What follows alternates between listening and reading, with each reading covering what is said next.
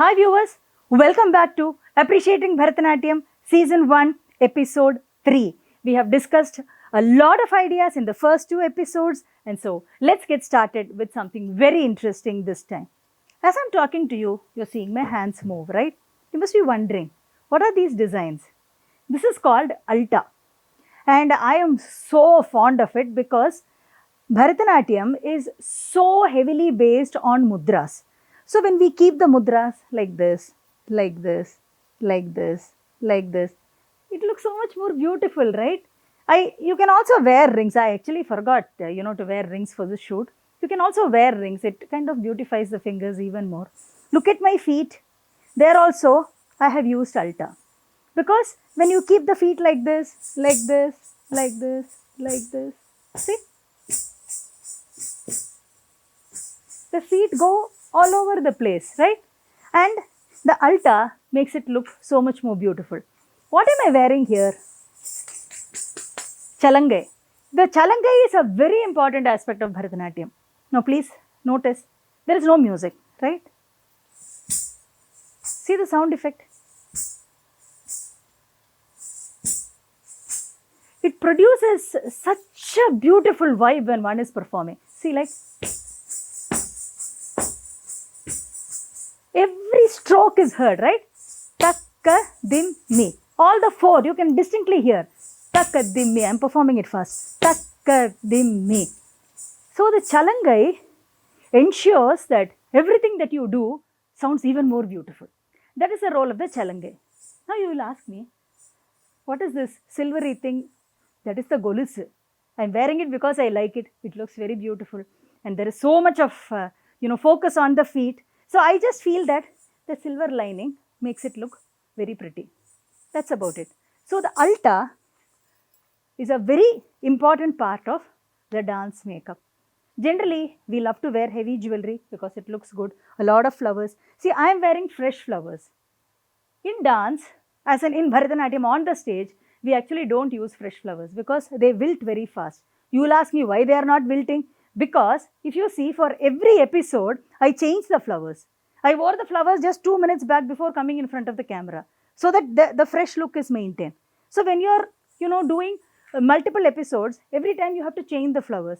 And on the stage, when you're dancing for about 1.5 hours, sometimes fresh flowers will tend to wilt and you get made up very early. And then, there is always a lag by the time you start performing. So the makeup is done half an hour or 1 hour back before sometimes. So all those things are avoided, artificial flowers, which come in a variety of beautiful colors and shapes. So generally the white and orange, that Malli Kanagambram combination, it's a very classic combination. You can use it however you want. So we put a little flower here on the kondai and then we put flowers here so that, even from there you can see the flowers. So those are, some very interesting ideas about how we look on the stage. So I was telling you about Artha. Why was I telling you about Artha? Because I wanted to talk to you about mudras. See, the mudra is a very interesting feature of Bharatanatyam. The single hand mudras, pataka, tripataka, ardhapataka, kartari mukha, mayura, ardhachandra, arala, shukatunda, mushti, shikara, kapitta, katakamukha, suchi, chandrakala, padmakosha, sarpashirsha, mrigashirsha, simhamukha, kangula, alapadma, chatura, Bhramar, हंसास्य, हंसपक्षक, संदंश, Mukul, ताम्रचूड, Trishul. Oh my God, what a long list. Oh my God, it must all be so complicated. Nothing complicated. It's a very beautiful and simple aspect of Bharatanatyam. I just try to tell you that these are the single hand gestures that are codified. Each has a name. Having said that, a mudra is used to convey multiple ideas. We will start with pataka, which just means a flag, but this mudra pataka can be used to say come, don't, don't do that, don't ever do that. I don't like this. See how many ideas I am doing with just this pataka. In the previous episode, we were talking about Sita plucking flowers. I used Kataka Mukha and then Alapadma. Now, so this represents a bowl. This represents plucking. So many ideas we can create by using mudras. There are codified themes which can be conveyed. They are called the Viniyogas. Every mudra has a list of usages. But beyond that, usages are also what you start doing once you get comfortable with the mudras, comfortable with dance itself. It's like words. See, we use words the way we like. So, beyond a point, the art of communication is something which comes from within, and you will end up finding so many creative uses of mudras. The Viniyogas are a very good guideline, but beyond that, one must also use one's creativity, one's ideas, and use the mudras very effectively. Now, using the mudras to convey ideas. Then what about steps? Sai, yum, ta, ta. Oh my God, what is this? This is also a mudra, right? Pataka, Tripataka, the same Tripataka. Katakamuka, we used for plucking. It is the same Katakamuka. Alapadma, we used for a bowl. It is the same Alapadma. So, what are we supposed to understand? Mudras have two uses. One is to convey ideas, and the second is as part of the pure dance sequences, that is adavas. It is good to learn the list of mudras, but learning the list of mudras alone is just the beginning. After that, it's good to observe how others dance. This is a tip I'm giving for students. See how they use the mudras to convey various ideas. All that will really come handy. There are also mudras which are performed with both hands. Anjali is a very typical mudra. That is again another list. I don't want to do the second list in the same episode. We'll take it up later. But there are double hand mudras, and the opening is Anjali. Dola is a very popular double hand mudra. Pushpa Putta is another popular double hand mudra. Flowers, didn't we do Pushpanjali? So that is Pushpa Putta. There are also mudras to depict various deities. There are also mudras to depict relationships. So all of that is basically formed by these single hand mudras used in different combinations. We will all do it, since it looks a little more detailed, we'll take it up later. So today, I am going to talk to you about Abhinaya. We started with mudras. What is Abhinaya? Abhinaya is communication. And mudra is a very big vehicle of communication. Didn't I communicate Sita plucking flowers? And didn't I say, ni, come, don't come? What is all that? That is Abhinaya. Since I've got started on the Abhinaya thread, let's go a little deeper into it. Abhinaya is just communication. And you know what, students who have learned mass communication, there is this trilogy they say, sender, channel, receiver. So, somebody sends a message, they send it through a channel, and then a person receives it. This is the basic crux of communication. It's used in mass communication and all that. It is the same thing. There is a trilogy which was thought of by our great masters so many centuries back, and that is called Bhava, Abhinaya and Rasa. Now the question is, what is Bhava? Bhava is what I feel inside. What is Abhinaya? This feeling which is in my heart, the way I communicate, that is Abhinaya. Now you are sitting in the audience. The reaction is the Rasa. Now this is the crux of the Rasa theory, the most important aspect of communication in Bharatanatyam. It is applicable to all art forms also. Bhava, Abhinaya and Rasa. To understand the importance of Bhava, I will again tell you. Anandame Paramanandame, which I did in the previous episode. Anandame. That is one thing you need to know. Because I am demonstrating, I am singing, I am telling the jatis, and then I am performing it for you. But slightly longer ones, we are playing the music. The point is, in Bharatanatyam, we don't have the tradition of singing and dancing, not even lip syncing. So if you see, it will not, if you are watching me perform, it will only be and not. We don't do that. So the concept of lip syncing is not there in Bharatanatyam. So we just emote the feeling, and the music comes from the artist. So they are two separate things here. Okay. So now Anandame Paramanandame. Now if I am doing Anandame. If I am doing it as Anandame, Paramanandame, the mudra is perfect. Okay? Now let me do it with a smile. I couldn't have looked more wooden, right? What is the reason? Because I am not feeling it inside. I should feel that bliss. I should imagine Lord Nataraja, that beautiful statue, the dance of Lord Nataraja, which the poets have described. I can imagine this visual that I am seeing on the stage in my eyes, or the beautiful, huge statues which I see in so many temples. And how blissful the whole thing would be.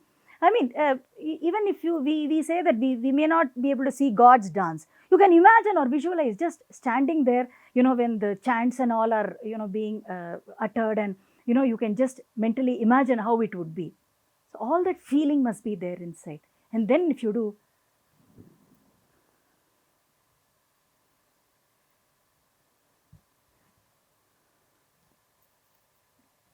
so that is the bhava. So when the feeling is there, it is communicated, not just with the mudras, with the face, with the eyes, with all the major and minor limbs. Your head shakes, your cheeks tighten, your eyes almost, well up with tears. So everything communicates, everything combines to communicate the message. So that is where bhava plays a very major role. So like if you're, looking at a child, you should feel love for a child. If you're looking at a lover, you should feel that love, that naughtiness, that happiness, being in the company of the lover.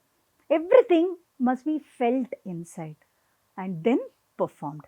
So when somebody is sitting in the audience, they will actually feel that bliss. There have been times, like when you are watching a performance, you will be sitting at the edge of the seat like this, and you can actually feel that emotion. That is called rasotpatti, creation of rasa. So if you are happy, the person is in the same frequency. They are able to get that happiness. And that is called rasotpatti. So that is about bhava, abhinaya and rasa. Abhinaya itself is of 4 types. It is a very basic concept. So let's just look at it a little bit. The 4 types, the simplest, which by now you would have understood so easily, is the use of the hands, the face, as in the major and the minor limbs. That is called Angika Abhinaya. The next kind of Abhinaya is Vachika, as in speech. Now, since we don't use speech, we only use, the Angika. The speech and the words come from the performing artist, the accompanists. Angika, Vachika, and then is Aharya. My alta, the costume, the jewelry, the flowers. So all of this, everything that is external. And if I am using a prop, that will also come under Aharya. And the 4th is Satvika Abhinaya. Satvika Abhinaya is that kind of Abhinaya which, is happens because of very deep feelings. Like sometimes when you are performing, you can almost feel your hand shivering, or the hair standing up on the edge. You get so involved in the performance, tears do flow, while we are performing with a lot of feeling. That kind of an Abhinaya, which goes beyond the control of the artist, I should say, trying to put it very simply, is Satvika Abhinaya. So these are, ideas which help us understand the beauty and, the fund of ideas that are there within the realm of Bharatanatyam. While communicating an idea, there are 2 ways that we can do it. One is Pada Artha Abhinaya, where every word is expressed. The second is Vakya Artha Abhinaya, where the entire sentence is emoted. You can actually understand it as Padartha Abhinaya is word to word, word to word. I go there, that kind of a literal translation. Vakyartha Abhinaya is where you get a gist of what is to be done, and then the entire idea is communicated. Actually, Vakyartha Abhinaya is is very beautiful because the whole idea is communicated. In fact, sometimes what happens is, if a sentence has so many ideas, there is no need to emote everything in that one sentence. One repetition, one idea can be expressed. The second repetition, the second idea can be expressed. I will just show you a small portion from a piece on Thirukkural. It is actually a long piece with about 6 kurals. I'll just show you one. The kural goes, Teenal Chuttapun Ullarum Arade Navinal Chuttabadu. So now if you see, when Valluvar spoke about tea, if he says Teenal Chuttapun Ullarum, he means that it will heal. So what was he talking of? Small burns. He mustn't have been talking of 90-degree burns, So what are the small burns? Small things that happen in a family, in routine, simple situations. So the best thing is the kitchen, where we cook, small burns happen. So, Teyinal Chuttapun Ullarum Arade Navinal Chuttabadu. So, if a harsh word spoken will not heal, but even a wound caused by fire will heal. Obviously, if the comparison is with a harsh word, it is a very small fire wound that Thirukkural is trying to tell us. So, contextually, we will have to first understand what it is trying to say. Obviously, the comparison is with the harsh word, and the harsh word being of a much higher degree. So, we will talk of a simple burn, and then we will talk of how a harsh word hurts. So, what have I done?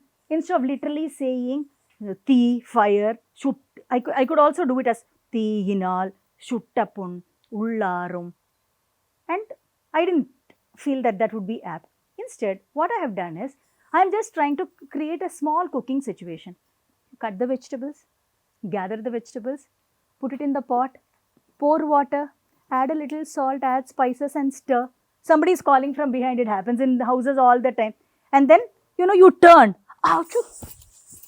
The edge of that pot, what we call vanali in Tamil, it has hit here because it will have 2 ears like thing. So that is hit here.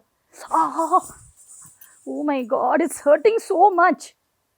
But this will heal, not what is spoken. And then you try to say, useless here, totally fit for nothing. What is this person? Can't even tolerate this man. What nonsense is this? Huh? You think you can just get away with all this, is it? And then this person, oh my God, don't shout so much, it's hurtful, don't shout. This will not heal so easily. So, what are we doing? We are conveying the same meaning through 2 complete wholesome ideas. So, what's the same thing with music? Before the kural, there is a small footwork pattern. After the kural also, there is a small footwork pattern. So, now let's watch it. Sari ga ma pa pa dani sari sani da pa ma ga re sa dani sari sani da pa ma ga re sa sari ga ma pa Tiyinal Chuttapun Ullarum Tiyinal Chuttapun Ullarum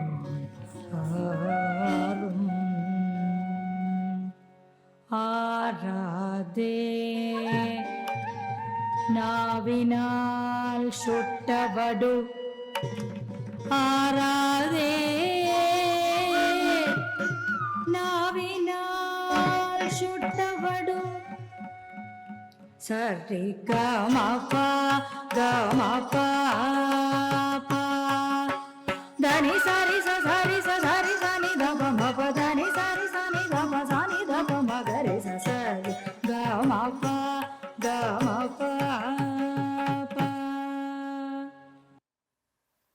So if you see,